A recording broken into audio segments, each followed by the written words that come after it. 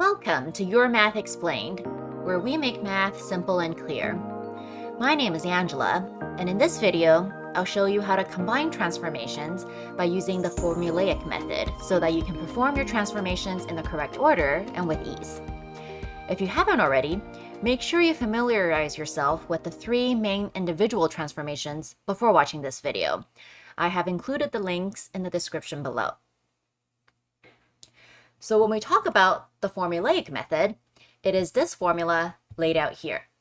This is going to be the general form of transformation.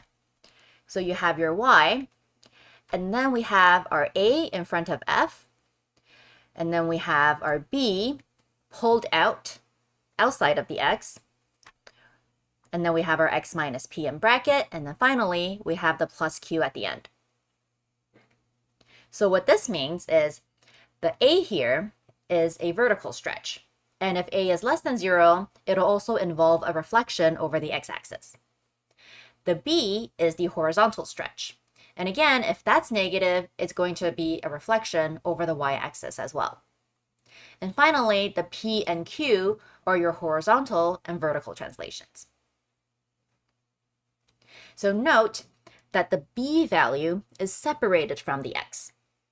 So if this is the case, then we always do the stretches and the reflections before we do our translations.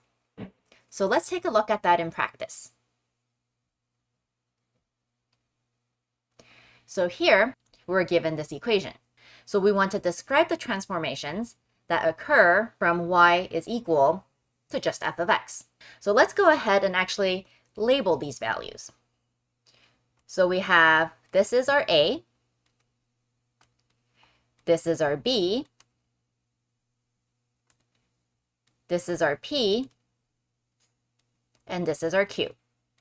So that tells us the transformations here are going to be a vertical stretch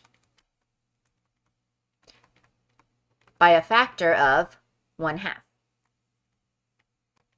And because we have a negative in front of the 1/2, we also have a reflection over the x-axis. So reflect over x-axis. So that takes care of our a value. Next, our b value here is 4. So that tells us there's going to be a horizontal stretch by a factor of 1/4. Because remember, for horizontal, it is the opposite. So even though it's a 4, it's actually 1/4. So now that takes care of our b. So now we just have p and q left. So for p, remember it's x minus p, so which means our p value here is just 1. So this is going to be translation 1 unit to the right. And then our q is actually -6 because in the original formula, it was supposed to be plus q. So because our q is -6, this means it's going to translate 6 units down. Now let's take a look at the next problem. So this time, we're given our function y is equal to, and then we've performed some transformations on the original function g of x. And we want to describe the transformations that have occurred. So the only difference here is that this is not in the general form that was given earlier.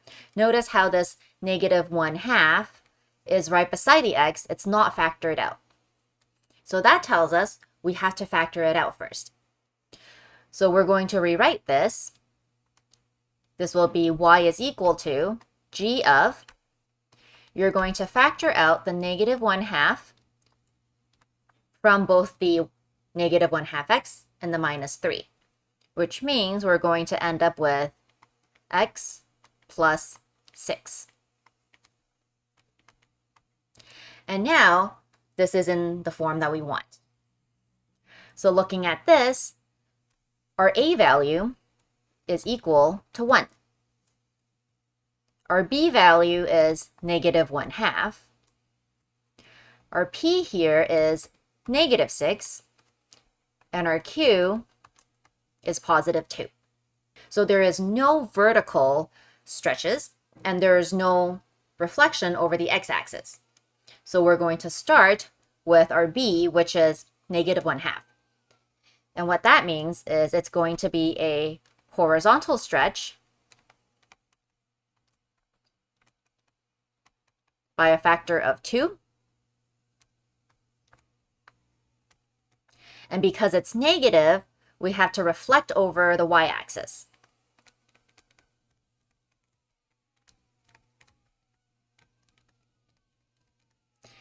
And next, we can take care of our translations, which is -6 and 2, meaning we're going to move 6 units to the left and 2 units up. So it'll be translate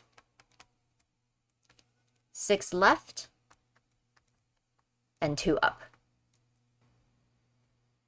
Let's take a look at one more question. Okay, so this time we can see that our original function is y is equal to the square root of x. So then this is our transformed equation. So we want to go ahead and write down what kind of transformations have happened. So just like the previous question, this is not in that original form that was given. So that means before we can figure out what transformations have happened, we need to first rewrite this in that general form. So this is going to be equal to, so we have y is equal to, first we have our 3. Next, we can see that we have our square root. And then you can see the inside, we have -4x minus 8. So we have the -4 that's right beside the x. But the general form wants us to factor that out. So we're going to factor out the -4, which means we're going to have x plus 2 left in our brackets. And then finally, we have that +1 at the very end. So this is now in the general form. And we can go ahead and write down our a, b, p, q values. So the a here is the 3. The b here is the -4. The p here is -2. And our q here is +1. So what this means is, since a is equal to 3, we have a vertical stretch by a factor of 3. And our b is -4, which means this is a horizontal stretch by a factor of 1/4. And because it's negative, we have a reflection over the y-axis. And then finally, for translation, we have our p is -2, which means 2 units to the left.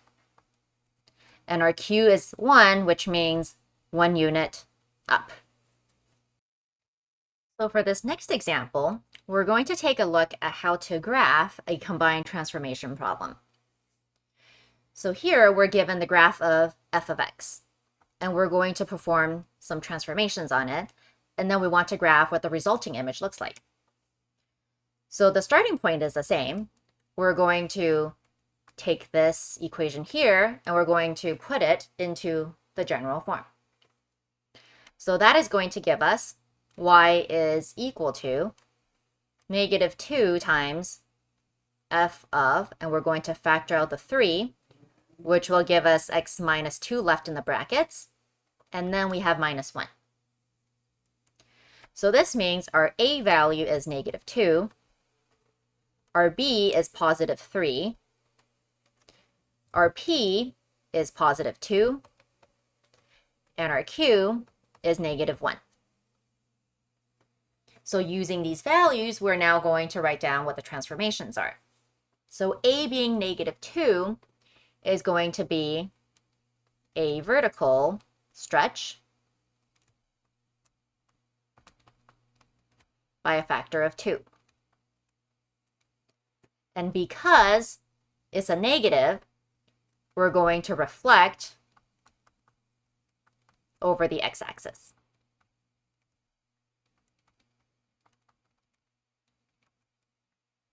Now our b value being 3 means that this is a horizontal stretch by a factor of 1 over 3.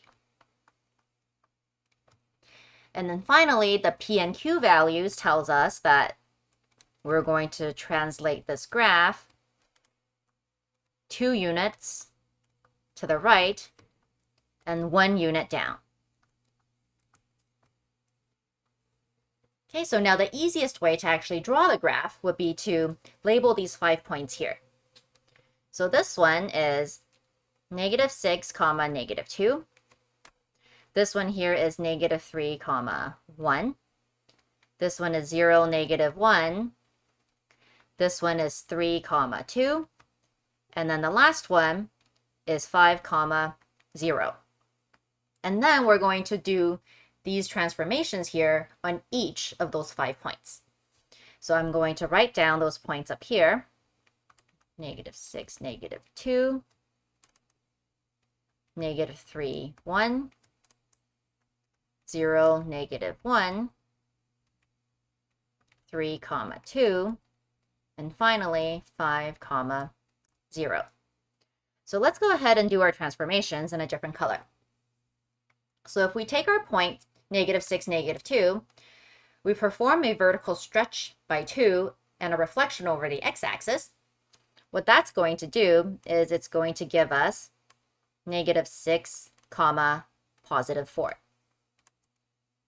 And then for our point -3, 1, that's going to become, so the 1 is going to get stretched by a factor of 2, which becomes 2. And then reflecting over the x-axis means it'll be a -2. And then the 0, -1 is going to be 0, +2. And 3, 2 becomes 3, -4. And then finally, 5, 0 is going to stay as 5, 0. Next, we're going to perform our horizontal stretch by a factor of 1 over 3. So then that means our x values are going to be divided by 3. So this will become -2, 4. The second point becomes -1, -2.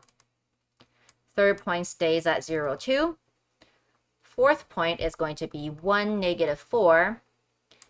And then our last point is going to be 5 over 3, 0. And then finally, we're going to do our translation. So then the first point becomes 0, 3. The second point becomes 1, -3. The third point becomes 2, 1. The fourth point becomes 3, -5. And then the last point becomes 11 over 3, -1. So now let's go ahead and plot those 5 points. So our first point is 0, 3. So now let's do a recap of everything that we have just learned. So this formulaic method we have just gone through has its pros and cons. The pros are everything is clear, and it's easy to see the transformations that have occurred. You have a step-by-step guide because the transformations are always performed in this particular order, as long as you remember to write the equation in the form laid out at the beginning of the video. However, the cons are it only allows you to do problems that transform in this specific order. Meaning, if I want to take an original graph, but I want to perform my translations before my stretches, then this method will not be able to help me with that. It also can't be used for graphs that aren't functions. So now it's time to check your understanding. So if we're given a function y is equal to f of x, and we perform the following transformations on it, what is going to be the resulting function?